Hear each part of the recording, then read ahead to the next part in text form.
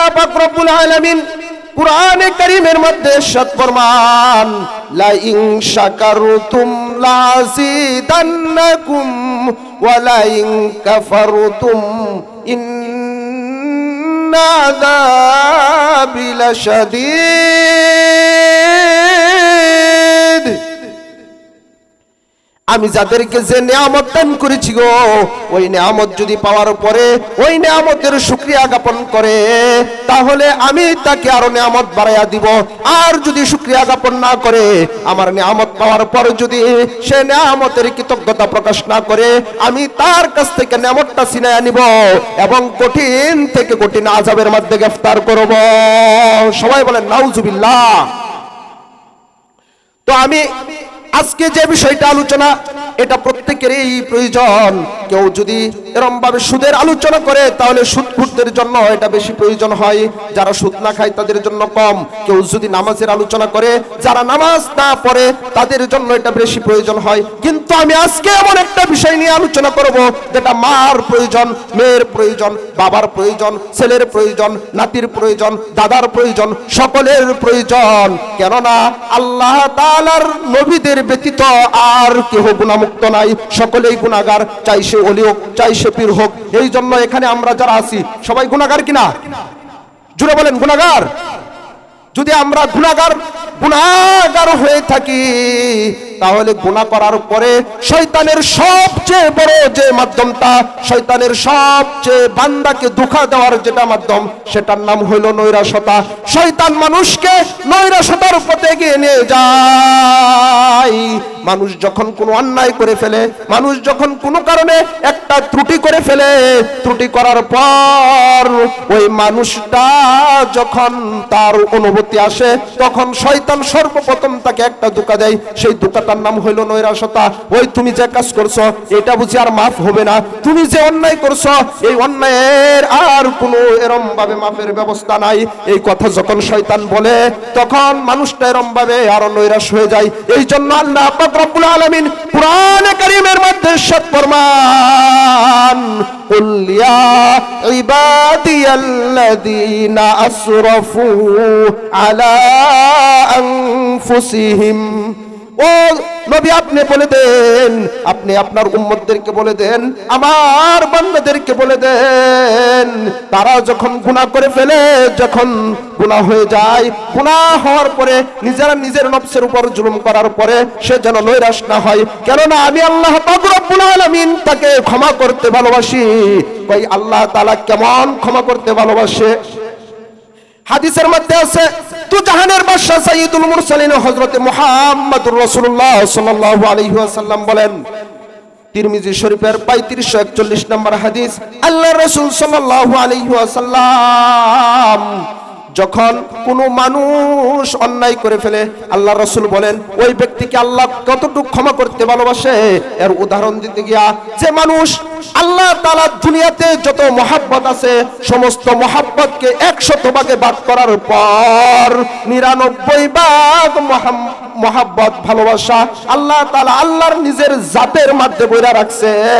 আর 1 ভাগ মহাব্বত আলা কুল্লি খলাইক, সমস্ত ফেরেশতাদের মধ্যে ভাগ করে দিছে, সমস্ত মাখলুকাতের মধ্যে ভাগ করে দিছে। যেমন মানুষ একটা মাখলুক, গরু একটা মাখলুক, মহিষ একটা মাখলুক, বিড়াল একটা মাখলুক, এভাবে 18,000 বা কম বেশি যত মাখলুক আছে, এক একটা মাখলুকের মধ্যে আবার লক্ষ কোটি কোটি আবার অংশ আছে, ঠিক কিনা? যেমন মানুষের মধ্যে কোটি কোটি মানুষ, ঠিক কিনা? বর্তমানেও পৃথিবীতে 600 কোটির উপরে মানুষ আছে।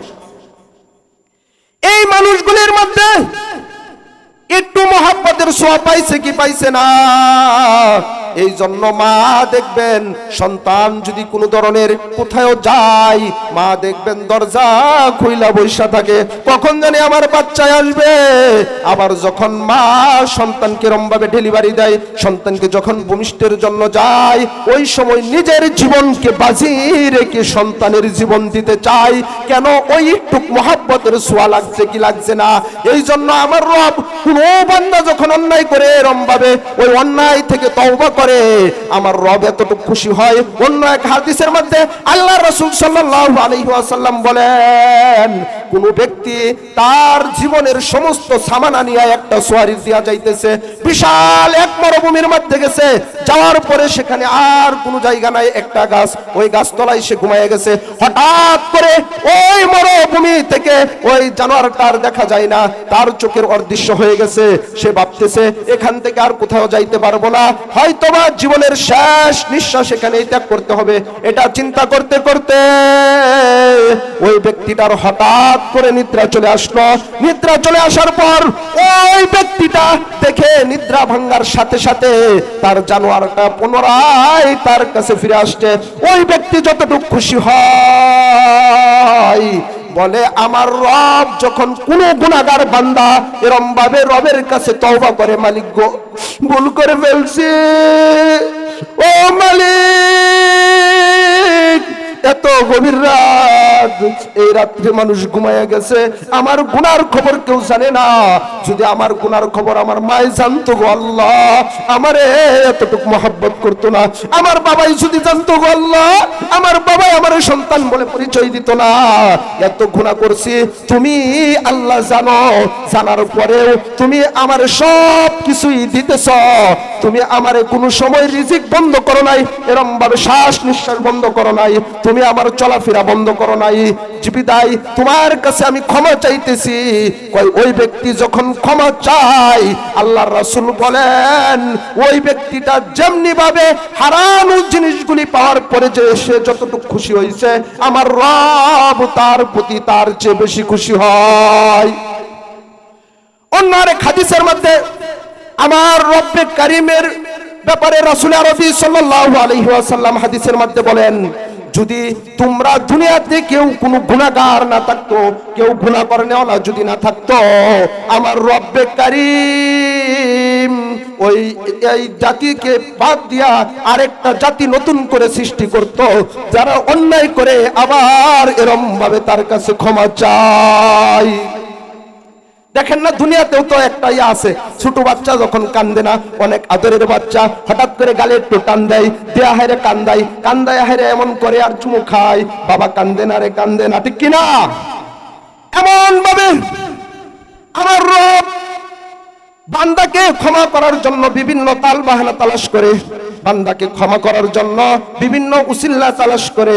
এরকম ভাবে বুখারী শরীফের 3470 নম্বর হাদিসের মধ্যে ইমাম বুখারী রহমাতুল্লাহি আলাইহি আল্লাহর রাসূলের একটা হাদিস উল্লেখ করেছে। আল্লাহর রাসূল সাল্লাল্লাহু আলাইহি ওয়াসাল্লাম হাদিসের মধ্যে ইরশাদ ফরমান, যখন কোন মানুষ এরকম ভাবে গুনাহ করে ফেলে, ওই হাদিসের মধ্যে আল্লাহর রাসূল বনি ইসরাইলের একটা ব্যক্তির কথা তুলে ধরেছেন। বনি ইসরাইল যুগে একটা ব্যক্তি ছিল, সে 99টা খুন করে ফেলেছে। 99টা খুন করার পর ওই ব্যক্তির অনুভূতি আসলো, ওই ব্যক্তির একটা সূচনা আসলো, হায় আমি কি করলাম, হায় আমি কি করলাম, আমি এত অন্যায় করে ফেলেছি, 99টা খুন করে ফেলেছি। ওই ব্যক্তির তখন অনুভূতি আসলো, আসার পরে একটা পাদ্রীর রাহেবের কাছে গেল, একটা পাদ্রীর কাছে গেল, ওই যুগের আলেমের কাছে যখন গেল, সে ছিল ছোট আলেম, এই জন্য তার কাছে যায় বলতেছে, হাল মিন তাওবাতিন লি, আমার কি কোনো তওবার অপশন আছে কিনা, আমি কি তওবা করতে পারবো কিনা, আমার রব আমারে ক্ষমা করবে কিনা। এই কথা যখন বলছে, ওই লোক যখন শুনছে 99টা খুন করছে, ওই ব্যক্তি এরম ভাবে না বুঝে বলে ফেলছে, না না, তোমার খুনগুলি এতগুলি খুন করছো, তোমার তওবা কবুল হবে না, তুমি তওবা করতে পারবে না, তোমার তওবা গ্রহণযোগ্য হবে না। যেই কথা বলছে, তার কাঁধে একটা যে তলোয়ার ঝুলানো ছিল, ওই তলোয়ারটা হাতে নিয়ে আবার ওই রাহেব বা আলেমের গায়ে মাইরা দিছে গর্দানে, দেওয়ার সাথে সাথে ওই আলেম দুনিয়া ছেড়ে চলে গেল। এখন বলেন খুনের সংখ্যা কতই দাঁড়াইল, কত হয়েছে? 100, মাশাআল্লাহ, 99 আর এখন 100 খুন করছে। এখন তার ভিতরে আরো অনুমতি আসলো, আরো অনুশোচনা আসলো, এ কি করলাম, এই পর্যন্ত তো পাপী চার এরকম ভাবে গুনাহগারদেরকে বেশি হত্যা করতাম, কিন্তু এখন তো একজন রাহবার, একজন রাহেব, একজন দিনের দায়ীকে এরকম ভাবে খুন করে ফেললাম, আল্লাহ এখন কি করব। এই কথা যখন সে ভাবতেছে, এই কথা ভাবতে ভাবতে হঠাৎ করে মনে হইলো অন্য আরেকজনের কাছে, আরেকজন রাহেবের কাছে, আরেকজন আলেমের কাছে জিজ্ঞাসা করি। উনি চাইয়া এরকম ভাবে ওই আলেমের কাছে জিজ্ঞাসা করে, আমি তো আমার ঘটনা এই 99টা খুন করার পর একজনকে জিজ্ঞাসা করলাম, সেও আমাকে যখন বলল তওবা করার কোনো সুযোগ নাই, আমি রাগের মাথায় তাকেও হত্যা করলাম। এখন বলেন ও হুজুর বলেন, এখন কি আমার জন্য তওবার কোনো অপশন আছে কিনা? যখন দ্বিতীয় আলেমের কাছে গেল, দ্বিতীয় আলেম ডাক দিয়ে বলতেছে, কি বলো, তুমি তো নৈরাশ হওয়ার কোনো বিষয় না, আমার রব এত ক্ষমা করে নেওয়ালা। যদি মায়ের কাছে কেউ অন্যায় করে, অন্যায় করার পরে মা তাকে বাড়ির থেকে বাহির করে দেয়, মা যখন ঘর থেকে বাহির করে দেয়, এরম ভাবে বৈশাখ মাসে দিনে ওই দিকটা টাড়া পারতেছে, দিনে ডাকতেছে, আবার খুব ঘন বৃষ্টি পড়তেছে, খুব ঘন বৃষ্টি পড়তেছে, এরম ভাবে রাত্র গভীর হয়ে গেছে, মা ঠিকই ঘুমাই না, সন্তানকে বাহির করার পর সন্তানের বাহিরে থাকার কারণে মার একটা কানও জাগ্রত থাকে। এরম ভাবে দরজার মধ্যে গভীর রাত্রে যাইয়া, রাত 2টার সময় যাইয়া যখন সন্তান দরজার মধ্যে আঘাত করে, মাগো মা, আমি ভুল করে ফেলেছি গো মা, আমি অন্যায় করে ফেলেছি, আর করব না, আমি বলতেছি তোমার কাছে ওয়াদা করতেছি আর গুনাহ করব না মা। যখন এই কথা বলার পরে মা এতটুক দয়ালু, মনে করে আমার ছেলেটাকে বুঝি এরম ভাবে ঠাডার তলে পড়ে মরে যাবে, আমার ছেলেটারে বুঝির শালে কামড়াবে, আমার ছেলেটারে বুঝি কেউ এরম ভাবে রাত্রেবেলা কোনো জিন ভূতে ধরে ফেলবে, তার গাটটাকে মস্কে দিবে। এই কথা মনে করে মা সাথে সাথে দরজাটা খুলে দিয়া বলে, বাবা রে আয়, আমার বুকের মাঝে আয়, ঠিক কিনা? এই কথা যদি মা একটু ভালোবাসা পাইছে কি পাইছে না এই জন্য বলতে পারে, কিন্তু আমার রবের কত ভালোবাসা, আমার রব সর্বদাই জাগ্রত থাকে। তুমি রাত্রে বুঝি গুনাহ করছো, তুমি দিনে বুঝি গুনাহ করছো, রাত্রে তওবা করবা, রাত্রে গুনাহ করছো, দিনে তওবা করবা। এই জন্য আমার রব 1 সেকেন্ডও ঘুমাই না, ঘুমের ভানও আমার রবের আসে না। দুনিয়ার মানুষের অভ্যাস হলো, দুনিয়ার এরম ভাবে হাকিমের অভ্যাস হলো, সে খুঁজা দইরা আইনা পুলিশের মাধ্যম দিয়া তার উপযুক্ত শাস্তি দেয়। কেন? সে হলো হাকিম, সে কিন্তু এরম ভাবে ওই ব্যক্তি যতটুকু অন্যায় করেছে সেই অন্যায়ের বিচার করার জন্য সে লোক পাঠাইয়া নিয়ে আসে তাকে শাস্তি দেওয়ার জন্য। কিন্তু আমার রব কেমন রব, ওই রব আমাকে আপনাকে খুঁজে মাফ করার জন্য। বলেন না সুবহানাল্লাহ। আমাকে আপনাকে খুঁজে কখন জানি তওবা করবে, কখন জানি তওবা করবে, আমার রব আপনাকে আমাকে খুঁজতেছে, তার জীবনের ভুল হয়ে গেছে। তো বলতেছিলাম, ওই যে ওই লোকটা যখন দ্বিতীয় পাদ্রীর কাছে গেল, তার পরে ওই রাহেব ডাক দিয়া বলতেছে, হ্যাঁ তোমার তওবার অপশন আছে, তবে আমার থেকে একজন বড় আলেম আছে ওই দূরে, তুমি যাও ওই আলেমের কাছে যাইয়া, ওই রাহেবের কাছে যাইয়া হাত দিয়া তওবা করো, আল্লাহ তোমার জীবনের গুনাহ খাতাগুলি মাফ করে দিবে। বাজা বাজা হারুচে হাসতি বাজা আগার গু পুরুষদি বাজা। আরে তুমি 70 বছর গুনাহ করছো, এরপরেও তুমি ফিরে আসো, আমি তোমাকে ক্ষমা করে দিব। হাদিসের মধ্যে আছে, এক ব্যক্তি দীর্ঘদিন পর্যন্ত শুধু সনাম সনাম সনাম সনাম বলতেছে, সনাম মানে মূর্তি, মূর্তি, মূর্তির কথা বলতেছে, তারে কোনোদিন মূর্তি সাড়া দেয়, আরে মূর্তি তো তার নিজের এমনি জীবনটাকে হেফাজত করতে পারে না, নিজের শরীরকে হেফাজত করতে পারে না। হ্যাঁ, তার শরীরে একটা কুকুর আইসা প্রস্রাব করে দেয়, সে ফিরাইতে পারে না, তো সে আবার মানুষকে কেমনে সাড়া দিবে? এরম ভাবে দীর্ঘদিন সে যখন সনাম সনাম বলতেছে, হঠাৎ করে ভুল করে তার মধ্যে চলে আসছে সমাদ। সমাদ হলো আল্লাহ তাআলার একটা জাতি নাম, আল্লাহ তাআলার একটা সিফতি নাম। আল্লাহ তাআলা ওই সিফতি নামের বদলতে সাথে সাথে তাকে জন্য সাড়া দিয়ে দিছে, ইয়া আবদি, হে আমার বান্দা, বলো তোমার কি প্রয়োজন। ওই ব্যক্তি বলে, এতদিন পর্যন্ত আমি সনাম সনাম বললাম, একদিন জবাব দেয় নাই, কিন্তু আজকে হঠাৎ করে ভুল করে সমাজ বলার সাথে সাথে জবাব দিছে, বিদায় ওই ধর্মের মধ্যে আর আমি থাকবো না। এখনই আমি ধর্ম ত্যাগ করে যে ধর্মের মালিক একটা ডাক দেওয়ার সাথে সাথে গভীর রাত্রেও জবাব দেয়া দেয়, ওই মালিকের এরম ভাবে আমি গোলামি করব। ওই যুগের নবীর কাছে যাইয়া বলে, আমাকে কালিমা পড়াইয়া দেন গো, আমি পড়ে নেই লা ইলাহা ইল্লাল্লাহ। উনি এরম কালিমা পড়া মুসলমান হয়ে গেছে, ওই ধর্মের অনুসারী হয়ে গেছে। তাহলে আমার রব এতটুক বাহানা খুঁজে যে তুমি একটু ভুল করেও যদি আমার ডাক দাও, তাহলেও আমি তোমাকে এরম ভাবে মাফ করে দিব। এটা হলো আমার রবের এরম ভাবে বিভিন্ন বান্দাকে মাফ করার বিভিন্ন বাহানা। এই যে বুখারী শরীফের যে হাদিসটা বলতেছিলাম, মনে আছে আপনাদের?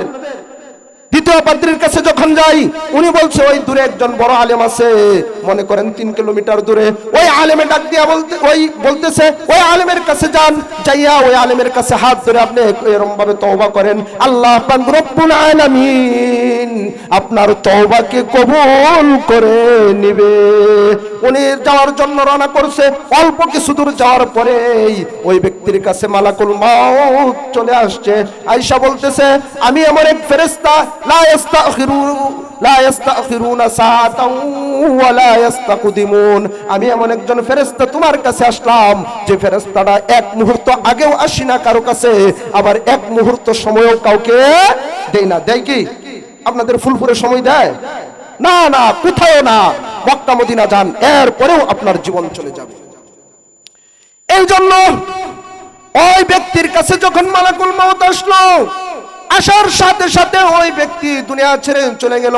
হাদিসের মধ্যে আছে ইখতাসামাত, এরকম ভাবে জান্নাতের ফেরেশতা আসছে, জাহান্নামের ফেরেশতা আসছে, আসার পরে তারা ঝগড়া করতেছে।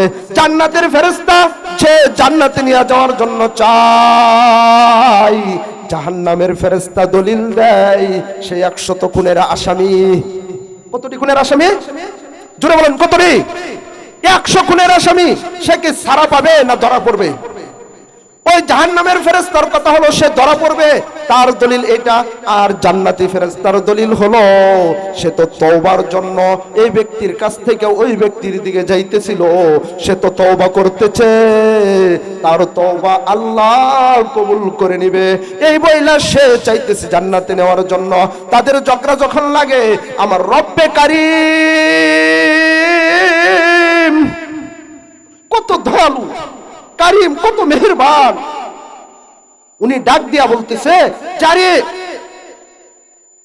এদিকের তোমাদের ফয়সালা করবে ওই জিবরাইল আমিন, সে যাইতেছে, কিন্তু ওই দিক দিয়ে আমার রব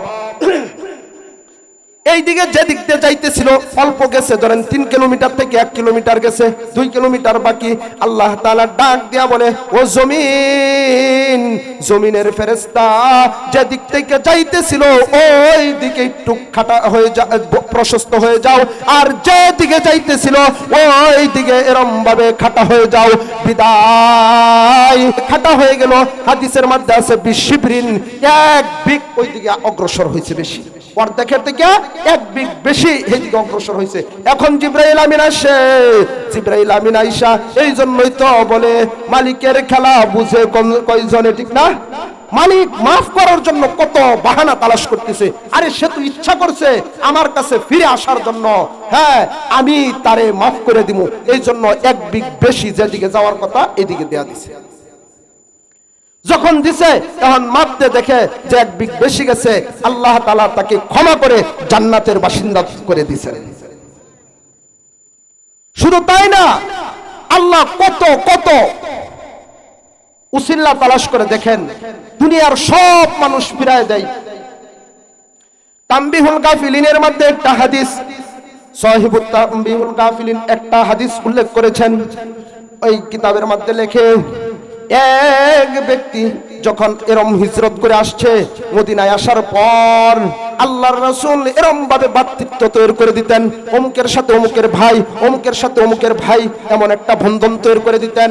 ঠিক তেমনি ভাবে এক ব্যক্তিকে এরম ভাবে, ওই ব্যক্তিকে আরেক ব্যক্তির সাথে এরম ভাবে ভ্রাতৃত্ব তৈরি করে দিয়েছে। দেওয়ার পরে ওই এক ব্যক্তি যে আনসার ছিল, ওই ব্যক্তি বলতেছে, ভাই আমার এরম ভাবে বিবি বাচ্চা সব কিছু তোমার কাছে আমানত রয়ে গেল, আমি আল্লাহর রাসূলের ডাকে সাড়া দিয়া আমি জিহাদের ময়দানে চলে গেলাম। বুঝছেন না? তার কাছে আমানত রেখা যে ভাই তুমি তো আমার ভাই, আমার বিবি, আমার সন্তানাদি, আমার মাল সম্পদ, কেননা জিহাদের ময়দানে যারা যায় তারা ফিরবে কি ফিরবে না এইটার কোনো গ্যারান্টি নাই। এই জন্য তুমি দেখবা এই কথা বইলা যাইতেছে, জিহাদের ময়দানে যখন গেছে ওই দিকটা শয়তানের প্রবঞ্চনায় পড়ে, শয়তানের দুকায় পড়ে ওই যে লোকটা ছিল এরম ভাবে হিজরত করে আসছে, ওই সাহাবী হঠাৎ করে এরম ভাবে একদিন তার হাত দেখে তার সৌন্দর্যের প্রতি আকৃষ্ট হয়ে হঠাৎ করে হাতটা ধরে ফেলছে। ধরার পরে ওই ব্যক্তিকে এরম ভাবে, ওই ব্যক্তিকে ওই বিবি ডাক দিয়া বলতেছে, ওই মহিলা ডাক দিয়া বলতেছে, ও শোনো, আমি কিন্তু তোমার ভাইয়ের গচ্ছিত আমানত তোমার কাছে রাখা ছিল, বিদায় তুমি আমানতের খেয়ানত করিও না। এই কথাটা যখন বলছে, সাথে সাথে সেই তাকিল্লাহ বলে আল্লাহকে ভয় করার কথা যখন বলছে, সাথে সাথে আল্লাহকে ভয় করে ওই ব্যক্তিটা এরম ভাবে হাত ছেড়ে জলদি করে হযরতে উমরের দরবারে যায়। কার দরবারে?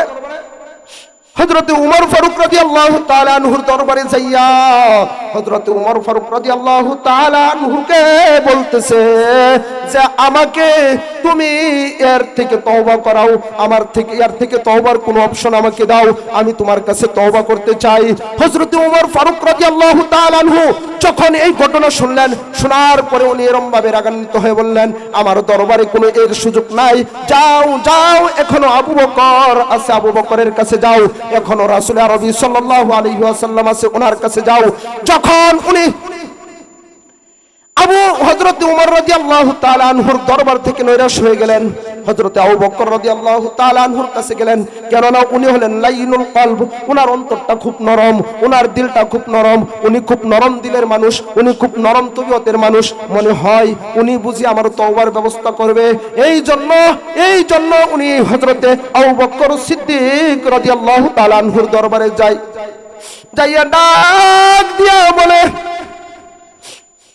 ও আবু বকর, আমি এমন একটা আমানতের খেয়ানত করে ফেলেছি, আমি গুনাহ করে ফেলেছি, আমার কি তওবার কোনো সুযোগ আছে কিনা,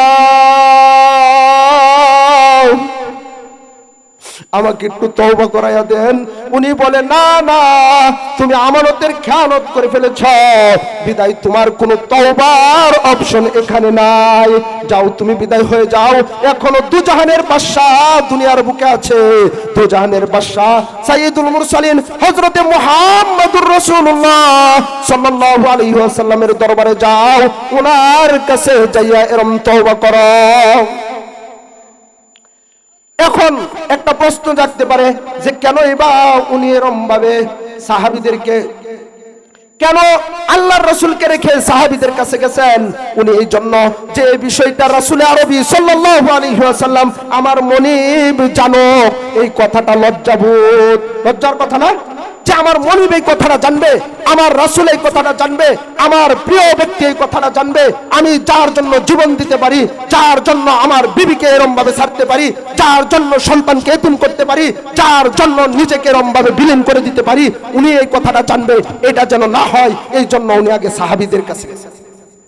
আর সাহাবীদের মধ্যে হাদিসের মধ্যে আছে সবচেয়ে বড় সাহাবী হলেন, সবচেয়ে মর্যাদাবান ফজিলতওয়ালা সাহাবী হলেন হযরতে আবু বকর সিদ্দিক রাদিয়াল্লাহু তাআলা আনহু, এরপরে হযরতে উমর রাদিয়াল্লাহু তাআলা আনহু। এরকম ভাবে বড়দের কথা উল্লেখ আছে, কিন্তু সবচেয়ে নিম্নমানের সাহাবীকে এটার উল্লেখ নাই।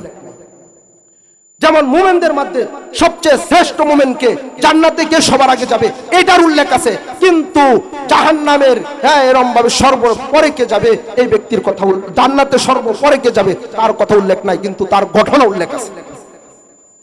এই জন্য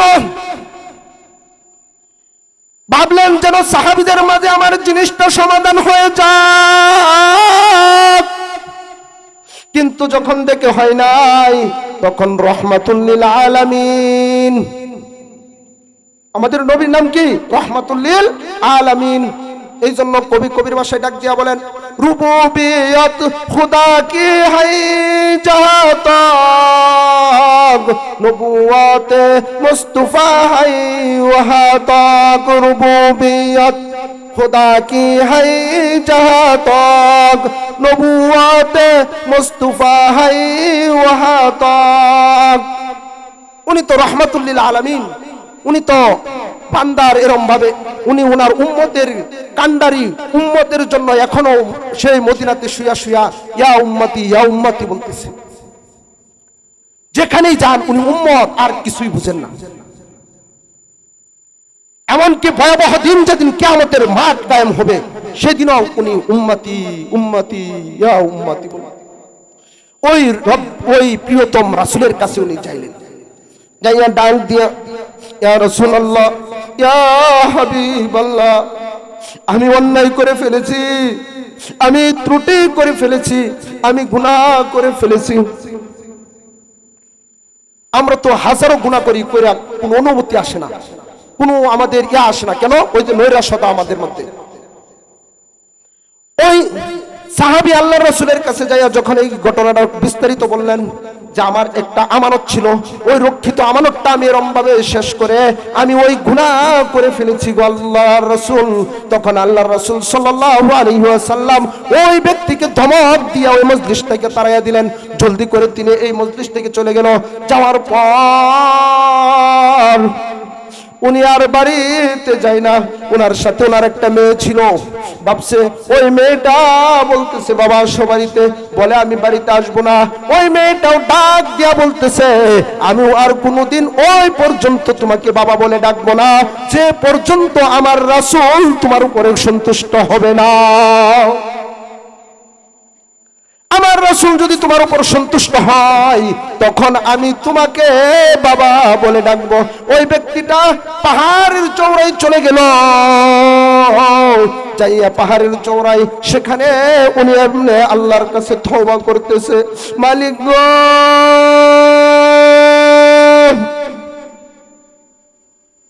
দুনিয়ার সব দরবার থেকে আমারে তাড়াইয়া দিল গো মালিক। আমি যখন উমরের দরবারে গেলাম, উমরের দরবার থেকে আমার তাড়াইলো। আমি ভাবলাম সবচেয়ে নরম দিলের সাহাবী হযরত আবু বকর বুঝি আমারে তাড়াইবো না, এই জন্য আমি আবু বকরের দরবারেও গেলাম আল্লাহ, কিন্তু কোনো কাম হইল না। সর্বশেষ আমার কলিজার স্পন্দন, যার জন্য আমি সব কিছু ত্যাগ করতে পারি গো আল্লাহ, আপনার পরে যাকে সবচেয়ে বেশি ভালোবাসি উনি হলেন মুহাম্মাদুর রাসূলুল্লাহ সাল্লাল্লাহু আলাইহি ওয়াসাল্লাম। এই জন্য রব্বে কারীম আমি যখন আবু বকরের দরবার থেকেও বিতাড়িত হইলাম, আবু বকরের দরবার থেকেও তাড়াইয়া দিল, এই সময় আমি আমার হৃদয়ের স্পন্দন, আমার এই সবচেয়ে প্রিয়তম ব্যক্তি মুহাম্মাদুর রাসূলুল্লাহ সাল্লাল্লাহু আলাইহি ওয়াসাল্লাম, যিনি রাহমাতুল লিল আলামিন, যিনি এই সমস্ত জগতের জন্য রহমত স্বরূপ আল্লাহ তাআলা প্রেরণ করেছেন। ওই নবীর কাছেও গেলাম গো আল্লাহ, কিন্তু ওই নবীর কাছেও কোনো প্রকার আশ্রয় পাইলাম না। ওই নবীর কাছেও আমি কোনো প্রকার সুযোগ পেলাম না। ওই নবীও আমাকে তাড়াইয়া দিল গো মালিক। এখন আমার আর কোথাও যাওয়ার দরবার নাই, আর কোথাও আমি যাইতে পারবো না, আর আমার যাওয়ার কোনো অপশন নাই। এই জন্য আমি আর ভাবতেছি যে কোথাও যেহেতু যাইতে পারবো না গো মালিক, তোমার দরবারে ছাড়া আর কোথাও যাইতে পারবো না, বিদায় তোমার দরবারে চলে আসছি গো মালিক। এখন যদি তুমি দাও গো তারাইয়া, বলো মালিক যাব আর কোথায়? আর তো কোথাও যাওয়ার জায়গা নাই গো মালিক। এই বলে যখন কাঁদতেছে, কিছুদিন পর জিব্রাইল আমিন আইসা আল্লাহর রাসূলকে বলে, ইয়া রাসূলুল্লাহ, ইয়া হাবিবাল্লাহ, আপনার কাছে একটা ব্যক্তি আসছিল, এই ব্যক্তিটাকে আপনি তাড়াইয়া দিছেন, আপনি গুনাহগার বলে গ্রহণ করেন নাই গো। ইয়া হাবিবাল্লাহ, আসমানের মালিক, জমিনের মালিক, সকল কিছুর সৃষ্টিকর্তা রব্বে কারীম কিন্তু উনারে তাড়াইয়া দেয় নাই, রব্বে কারীম তাকে মাফ করে দিয়েছে। রব্বে কারীম দয়াময় আল্লাহ তাকে মাফ করে দিয়েছে। বিদায় আপনি তার এই সুসংবাদটা জানাইয়া দেন। ওই সাহাবী যখন ওখানে গেছে, তখন হযরতে সালমান ফারসি রাদিয়াল্লাহু তাআলা আনহুকে আল্লাহ রাসূল ডাক দিয়া বলতেছে, তুমি যেহেতু বয়স্ক সাহাবী, তুমি তারে বুঝাইয়া নিয়ে আসতে পারবা। সাহাবীদের মধ্যে সবচেয়ে বেশি বয়স্ক সাহাবী ছিল হযরতে সালমান ফারসি রাদিয়াল্লাহু তাআলা আনহু। এরম ভাবে উনাকে যখন পাঠাই, হযরতে উমর ডাক দিয়া বলে, ইয়া রাসূলুল্লাহ, আমিও সাথে যাইতে চাই। কেন? কয় আমার কাছে ওই লোকটা আসছিল, আমি তার জায়গা দেই নাই, তাকে আমি তাড়াইয়া দিয়েছিলাম, কিন্তু আমার রব দেখা যায় তারে তাড়াই নাই, এই জন্য উনি তৈরি হয়ে গেল।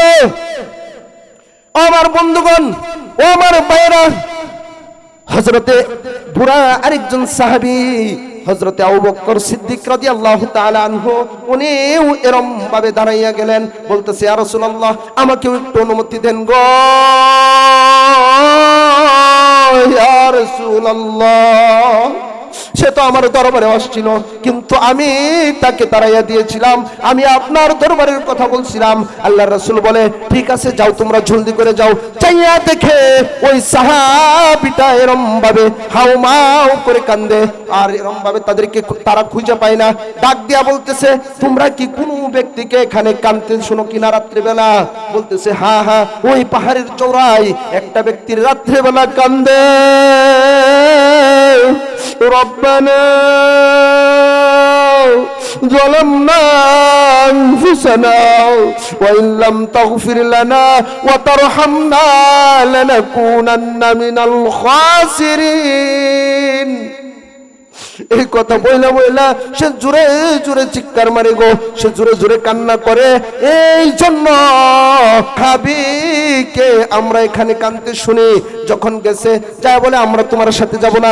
বলতেছে, ওই সাহাবী বলে, কেন আসছো? তোমাদের সাথে আমি যাব না, কেননা তোমার দরবারে গেছিলাম, তুমি তো আমারে তাড়াইয়া দিছিলা। বলতেছে, আবু বকর, তোমার সাথেও যাব না, তুমিও তো তাড়াইয়া দিছিলা।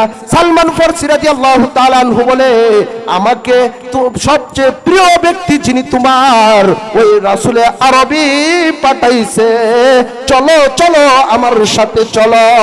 উনি আসছে, আয়েশা এরকম ভাবে নামাজে দাঁড় হয়ে গেছে, হওয়ার পরে এমন জোরে একটা চিৎকার দিছে নামাজের মাঝে, দেওয়ার পরে ইমানের সাথে শাহাদতের মৃত্যুবরণ করেছে। নামাজের মাঝেই তার জানটা চলে গেছে।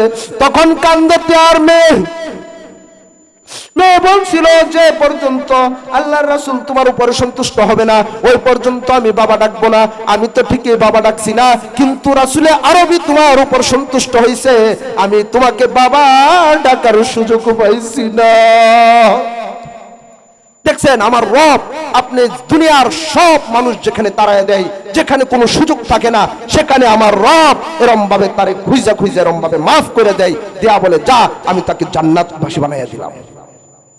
এই জন্য বন্ধুরা, আমার ভাইরা, আমার বাবাজিরা, আমার কলিজার টুকরাদেরকে বলবো, বাবা যারা এই তুই গুনাহ করছো ওই গুনাহগুলি ছেড়ে দাও। ও আমার কলিজার টুকরা, এই তুই মোবাইল চালাইতা, এই তুই ফেসবুক চালাইতা, এই তুই ইউটিউব চালাইতা, এই তুই মেসেঞ্জার চালাইতা, এই তুমি আরেকজনের সাথে বিভিন্ন বাজে নেশায় থাকতা, আজ থেকে চিরতরে তওবা করো। এখন থেকে রব্বে কারিমের দরবারে এরকম ভাবে ক্ষমা চাও, রব্বে কারিম তোমার জিন্দেগির গুনাহ খাতাগুলি মাফ করে তোমাকে আল্লাহর ওলি হিসাবে কবুল আর মঞ্জুর করে নেবেন। আমরা যারাই যে অবস্থানে যা গুনাহ করেছি, যেন আল্লাহ তাআলা আমাদের সকল গুনাহগুলি মাফ করে দিয়ে আল্লাহর প্রিয় বান্দা হিসাবে কবুল আর মঞ্জুর করে নেয়। এই জন্য আমরা সকলেই আল্লাহর কাছে সর্বদাই তওবা ইস্তেগফার করব। আল্লাহ তাআলা আমাদের তওবা ইস্তেগফারগুলি কবুল আর মঞ্জুর করে আমাদের সকলকে যেন আল্লাহ পাক রব্বুল আলামিন শাহাদাতের মৃত্যু দান করেন। ওয়া আখির দাওয়ানা আনিল হামদুলিল্লাহি রাব্বিল আলামিন। আসসালামু আলাইকুম ওয়া রাহমাতুল্লাহি ওয়া বারাকাতুহু।